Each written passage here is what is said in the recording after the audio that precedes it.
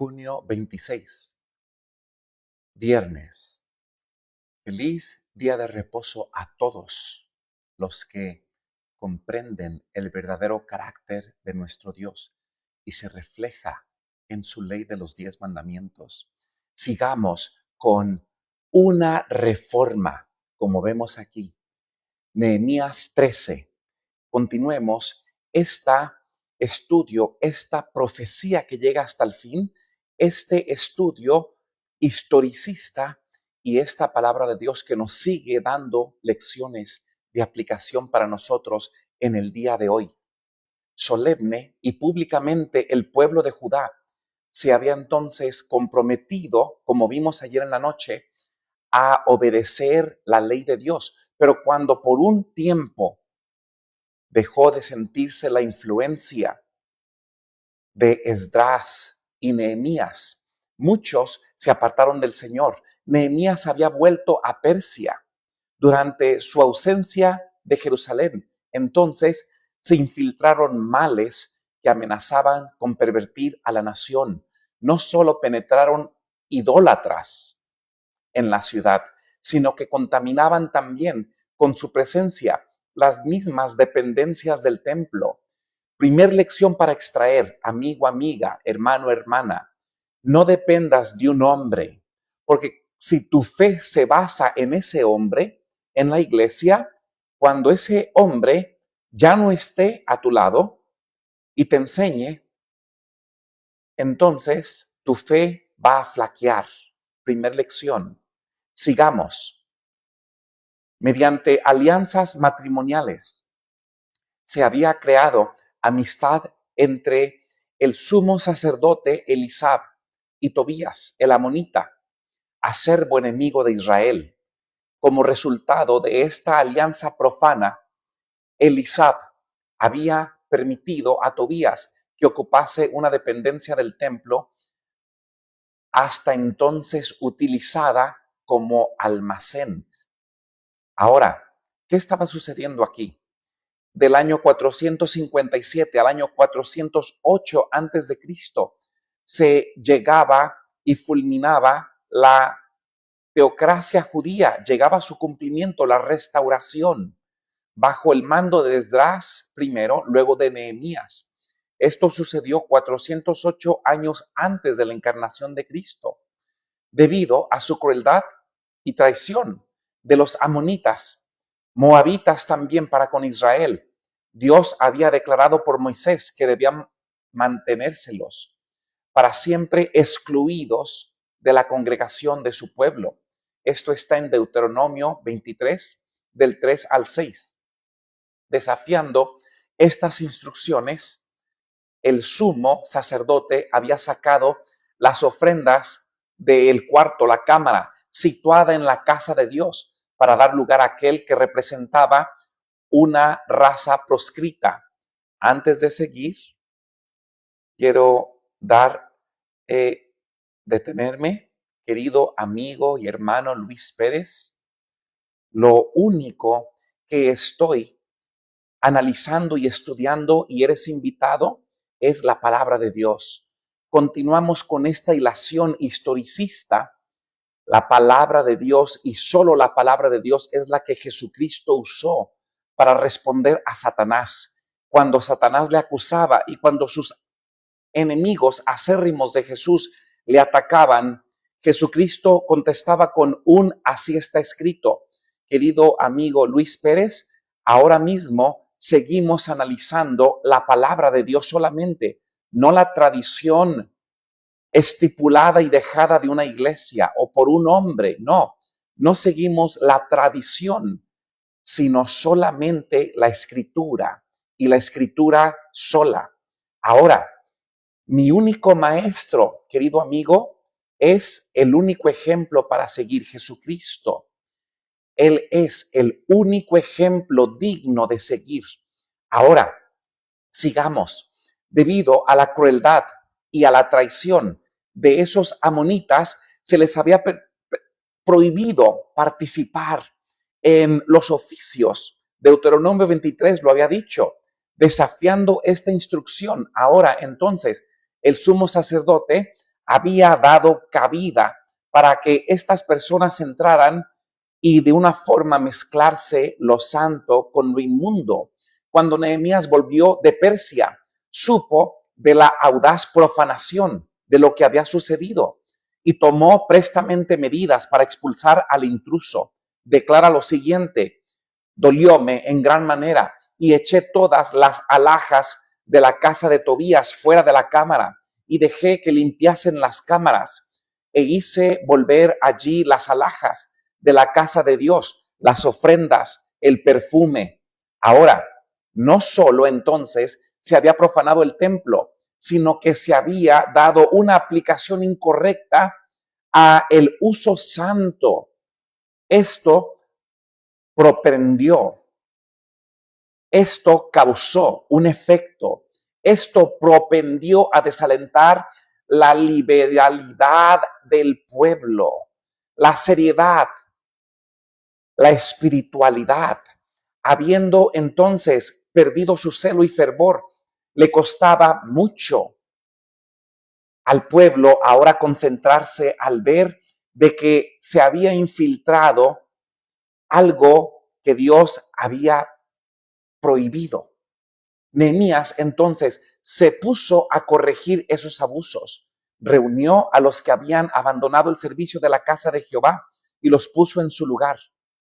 Esto inspiró confianza al pueblo y todo entonces Judá regresó su corazón para obedecer y cumplir aquel pacto de obediencia que vimos ayer en Nehemías 7, 8, 9.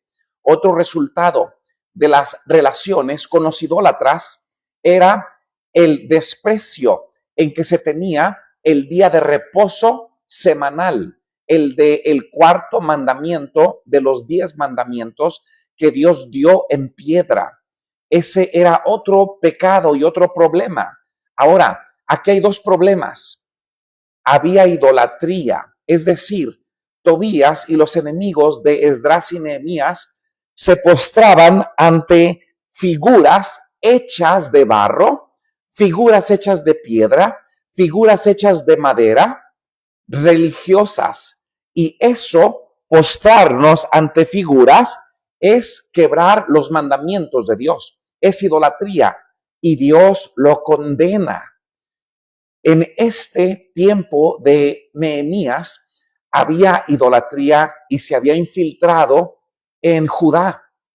Era un pecado que Dios no toleraba, el tener dioses ajenos.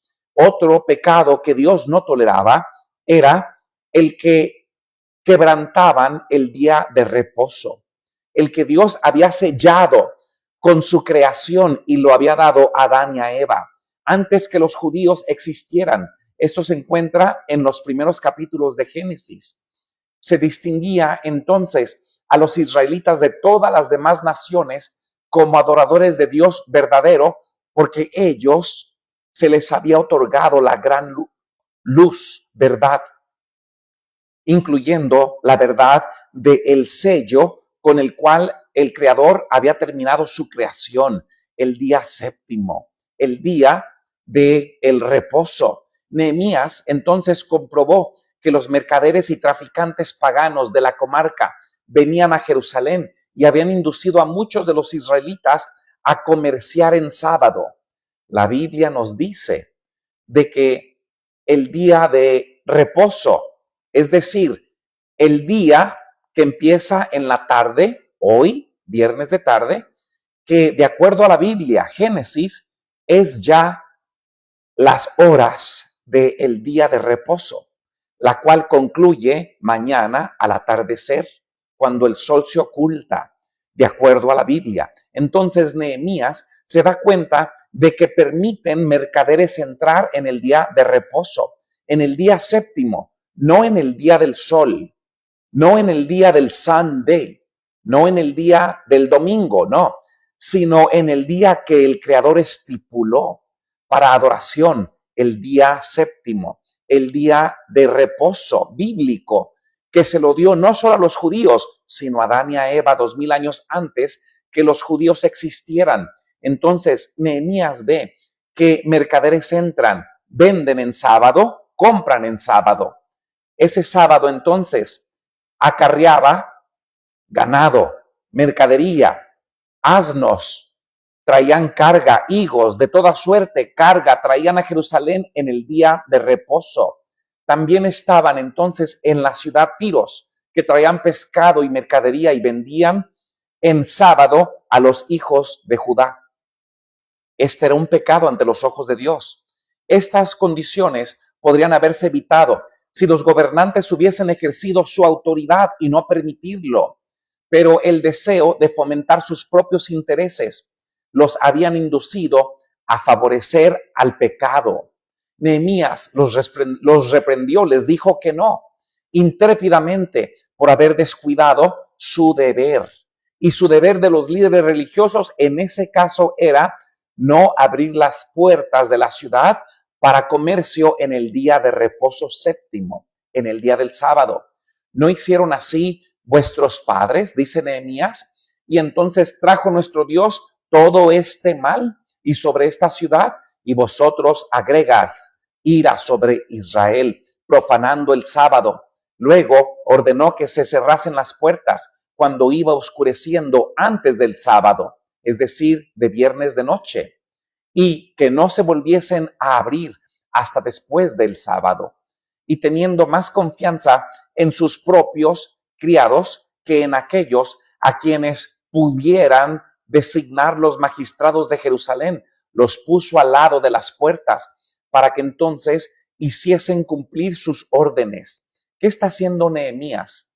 Está ejerciendo y está recordando de que el Creador Yahweh, Jehová, puso un sello en su creación y entonces marcó el día séptimo como sagrado y santo y apartado. Ahora, Nehemías les recuerda la razón por la cual nos destruyeron los caldeos en ese templo que Salomón construyó fue porque violábamos el día del reposo.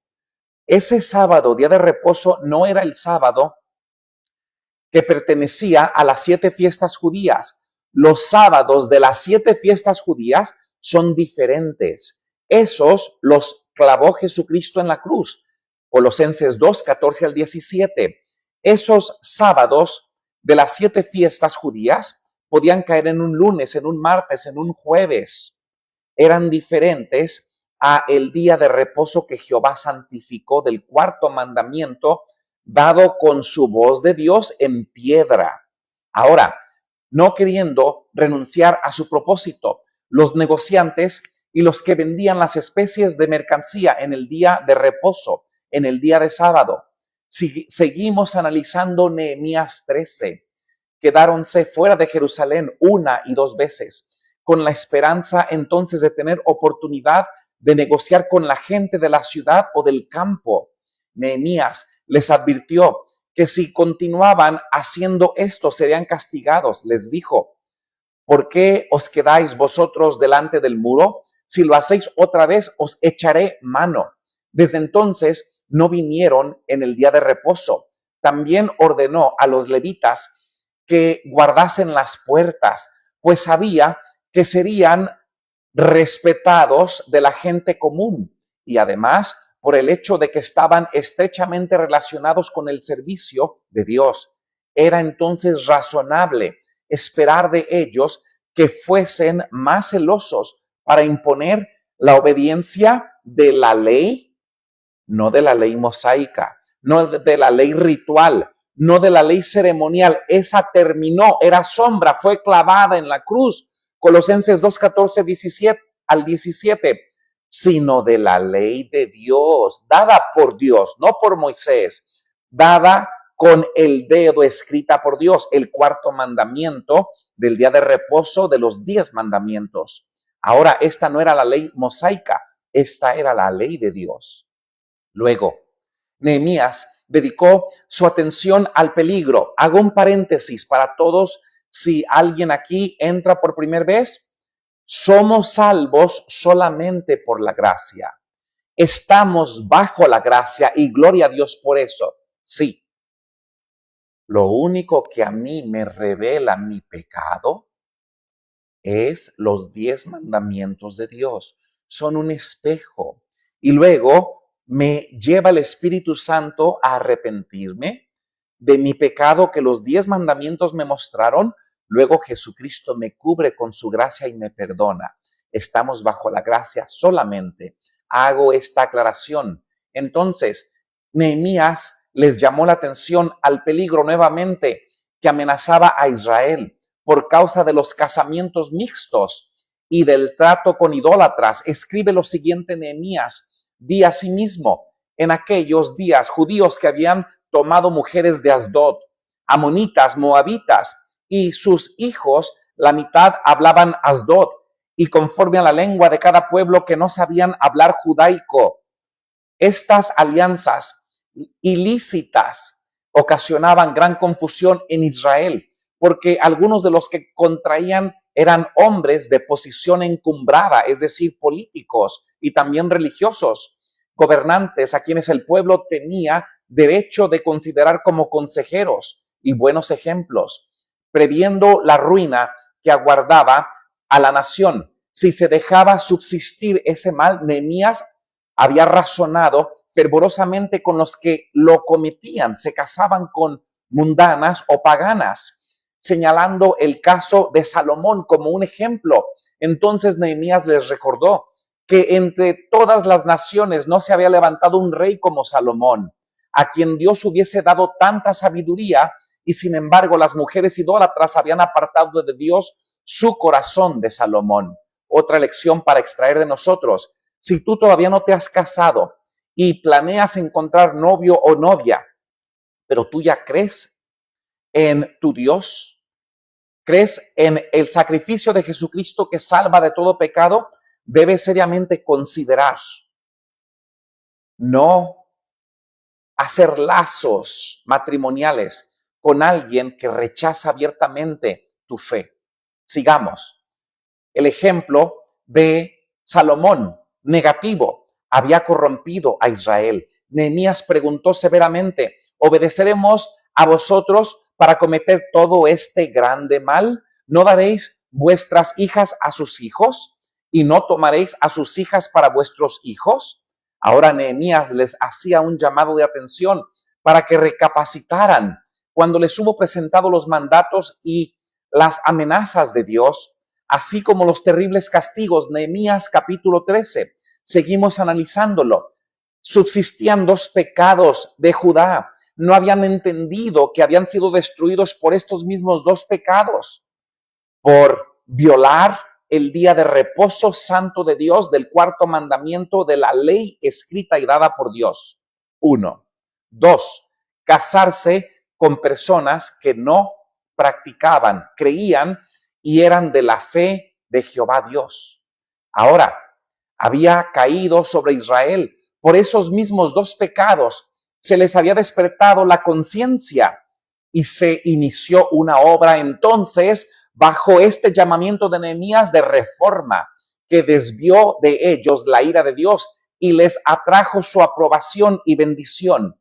Escucha, amigo y amiga, si tú ahora mismo solo Dios sabe de que tú vives en pecado, hay solución. Arrepiéntete, pide perdón en el nombre de Jesucristo. Apártate de tu pecado y la maldición que iba a venir a ti por causa del pecado, Dios puede convertirla en bendición. Ese es el resumen de toda la Biblia. Sí, esas son las buenas noticias. Ese es el evangelio. Algunos que desempeñaban cargos sagrados rogaron por sus esposas paganas, declarando que no podían separarse de ellas, pero no se hizo distinción alguna, ni se respetaron la jerarquía ni los puestos. Cualquiera de los sacerdotes o gobernantes que rehusó cortar sus vínculos con la idolatría quedó inmediatamente separado del servicio del Señor. Un nieto del sumo sacerdote, casado con una hija del notorio Sanballat, que era un enemigo, no solo fue destituido de su cargo, sino prestamente desterrado de Israel. Nehemías oró así: acuérdate de ellos, oh Dios mío, en orden a sus profanaciones del sacerdocio y del pacto del sacerdocio, y de los levitas. Solo el día del juicio revelará la angustia que sintió en su alma ese fiel obrero de Dios por tener que actuar con tanta severidad. Hablamos de Nehemías capítulo 13. Había él de luchar constantemente contra elementos opositores y solo se lograría si progresaba en ayuno, humillación y oración. Queridos amigos y hermanos, esta lección de Nehemías capítulo 13 nos dice de que todo este pueblo de Judá ya sabían las consecuencias. Escuchen, ellos tenían 1000 años, ellos tenían 300 años de ejemplo para saber de que ellos no debían casarse con personas que no compartían su fe. Era un pecado ante Dios. Ahora, las acciones llevaban a tener que corregir algo que dolía. Solo en ese día del juicio vamos a saber el corazón de Nehemías capítulo 13 en estas decisiones tan duras que tuvo para los líderes. Pues si el liderazgo fallaba, iba a haber un mal ejemplo. Muchos de los que se habían casado con mujeres idólatras prefirieron acompañarlas en el destierro y los tales juntamente con los que habían sido expulsados de la congregación se unieron a los samaritanos. Allí los siguieron también algunos de los que habían ocupado altos cargos en la obra de Dios y después de un tiempo echaron su suerte con los samaritanos. Deseosos de fortalecer esta alianza, los samaritanos entonces prometieron adoptar más ampliamente la fe y las costumbres judaicas, y los apóstatas, resueltos a superar a los que antes fueron sus hermanos, erigieron un templo en el monte Gerizim. Vemos aquí la raíz de lo que la mujer samaritana le preguntó a Jesús. Nuestros padres, dice ella, samaritana, dicen que debemos adorar aquí, pero ustedes dicen que deben adorar allá. ¿En cuál lugar debemos adorar? Escuche, querido amigo y hermano, para el cristiano del presente del 2026, el verdadero adorador adorará en espíritu. No necesariamente tienes que estar en una iglesia, en una institución con un nombre, con 4 paredes y un techo. El verdadero adorador adorará en espíritu y en verdad. La iglesia de Dios está regada en todo el globo. En oposición a la casa de Dios en Jerusalén, su religión continuó siendo una mezcla de judaísmo y paganismo de los samaritanos. Y su acerto de ser el pueblo de Dios fue fuente de crisma, emulación, enemistad entre las dos naciones de generación en generación. Tanto que por eso ahora, si comprendemos la raíz, vamos a comprender los 4 evangelios, cómo los judíos decidían evitar caminar muchas millas más y dar vuelta a los samaritanos en vez de entrar por Samaria. En la obra de reforma que debe ejecutarse hoy para ti y para mí, ¿qué podemos extraer de Nehemías capítulo 13?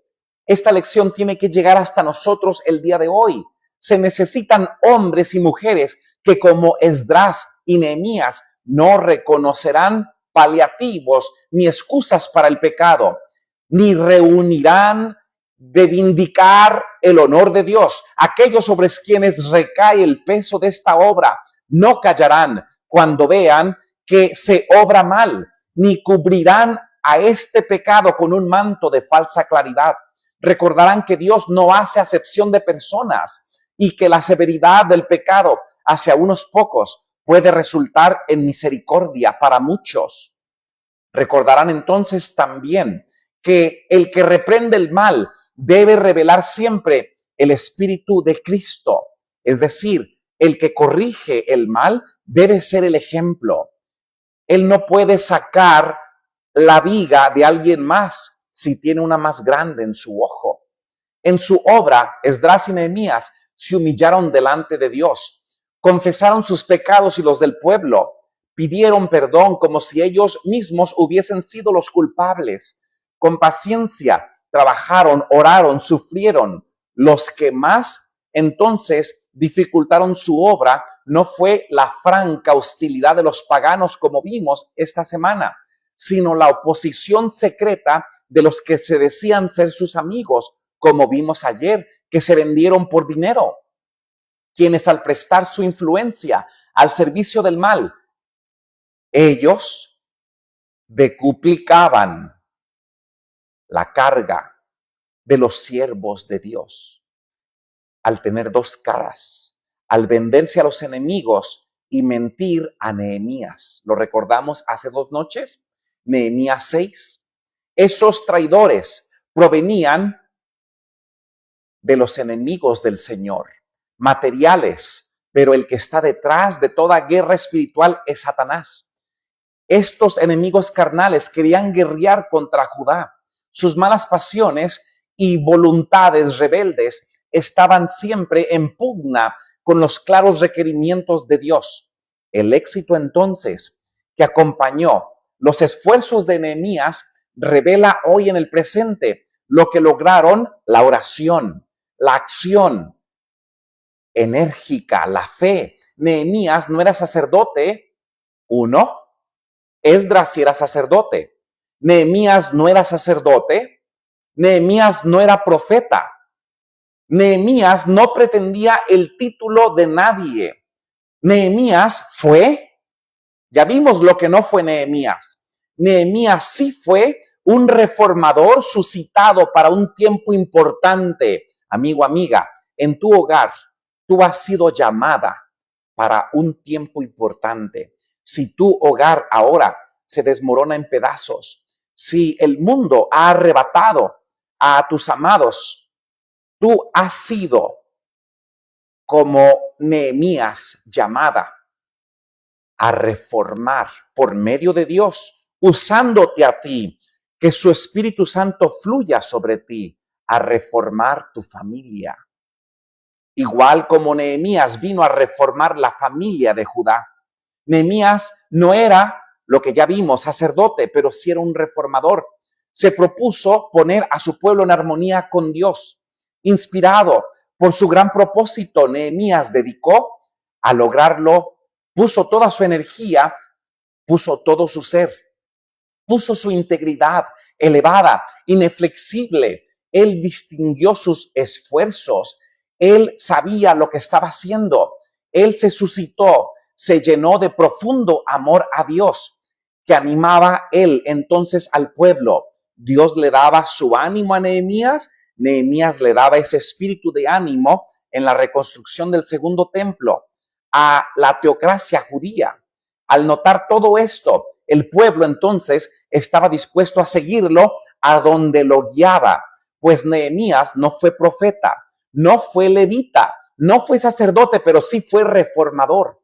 La diligencia en cumplir el deber señalado por Dios es una parte importante en la religión verdadera. Los hombres y mujeres deben valerse de las circunstancias igual como los instrumentos que acabamos de ver. Nehemías fue uno. Dios entonces va a cumplir su voluntad sobre ti, pero para eso tú tienes que prestarte, entrar al canal en el que está Dios.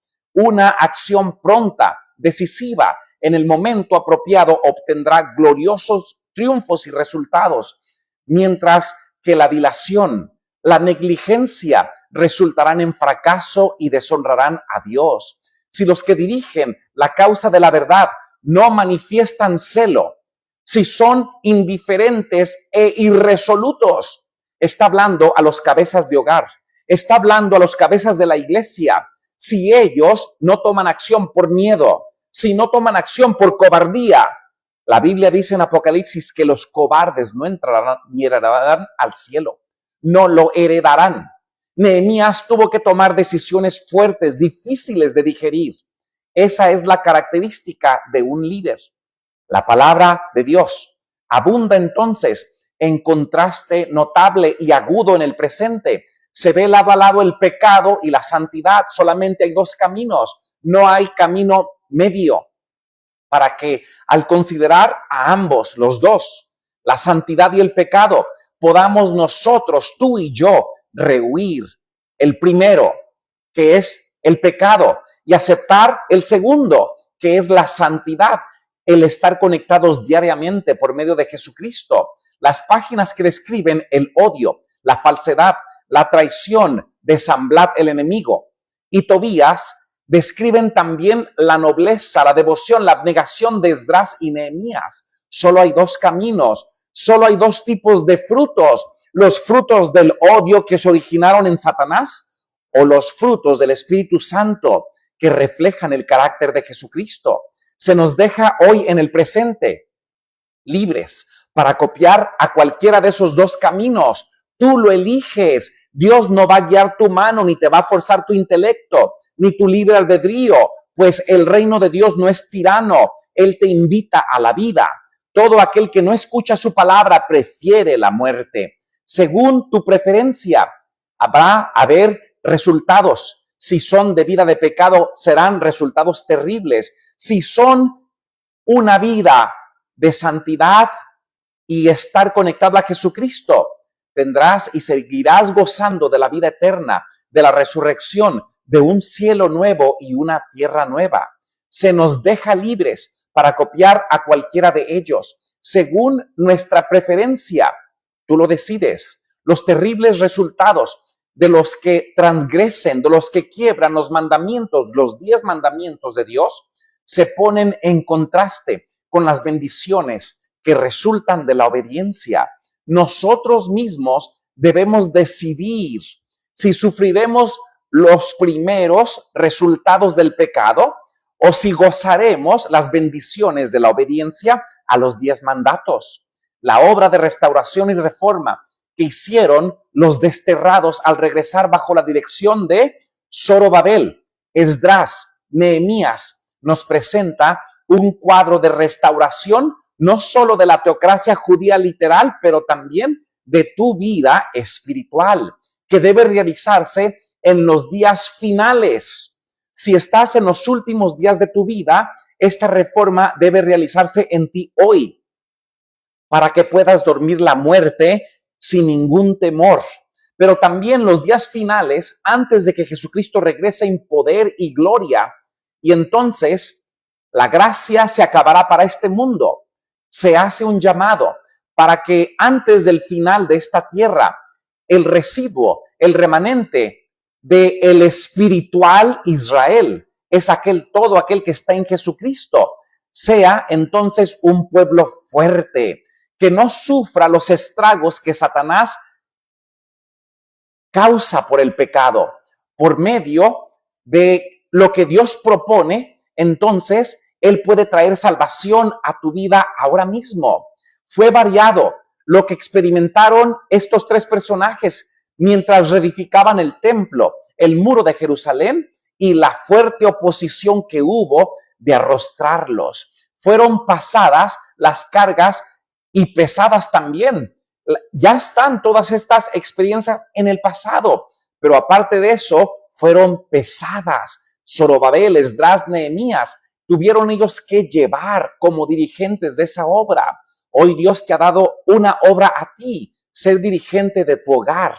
Esos hombres y mujeres avanzaron con confianza inquebrantable, humildad de espíritu, dependieron firmemente de Dios y creyeron que Dios haría triunfar su verdad.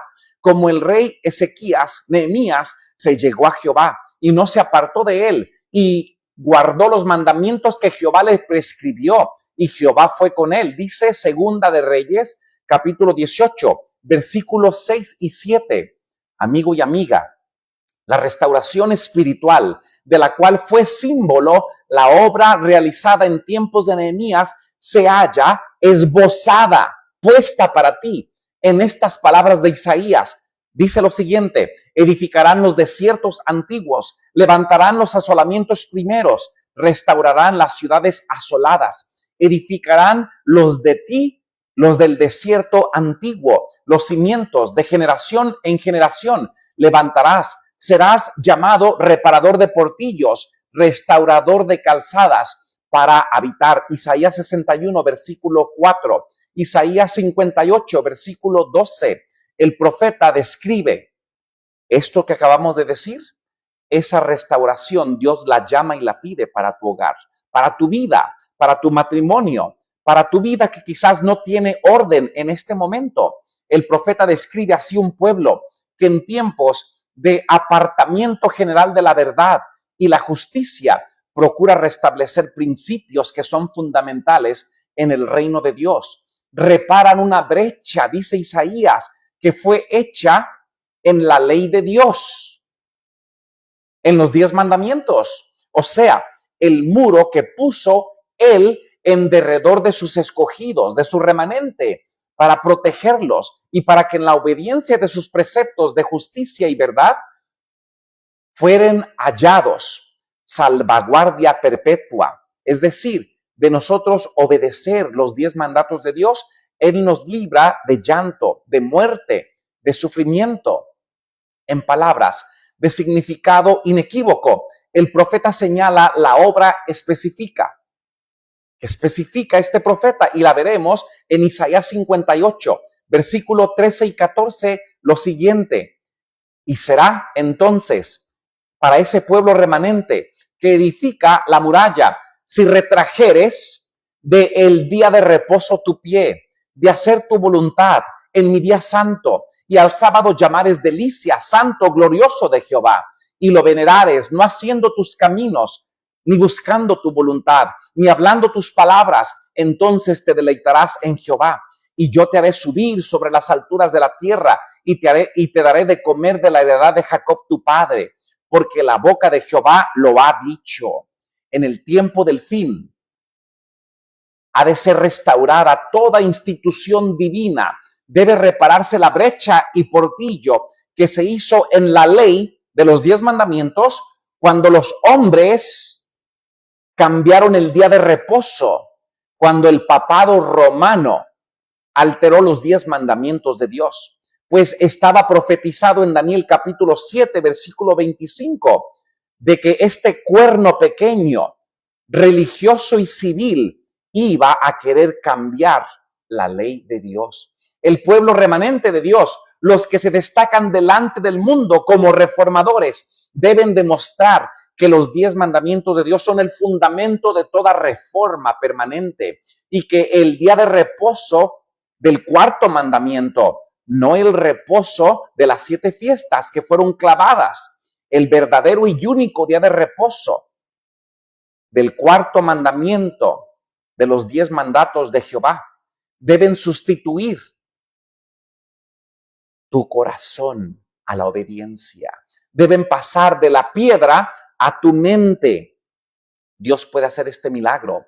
Él puede darte un corazón nuevo para que tú recuerdes el carácter de Dios, para que tú puedas subsistir como un monumento de la creación y un recuerdo constante del poder de Dios. Es lo que Dios hizo con el día de reposo, el mandamiento 4, cuando terminó su obra para Adán y a Eva y les dio esta celebración del día de reposo, con argumentos entonces claros que vimos en Nehemías 13. Deben presentar los mensajeros de Dios la necesidad de obedecer todos los preceptos del decálogo, es decir, de los 10 mandamientos, constreñidos por el amor de Cristo.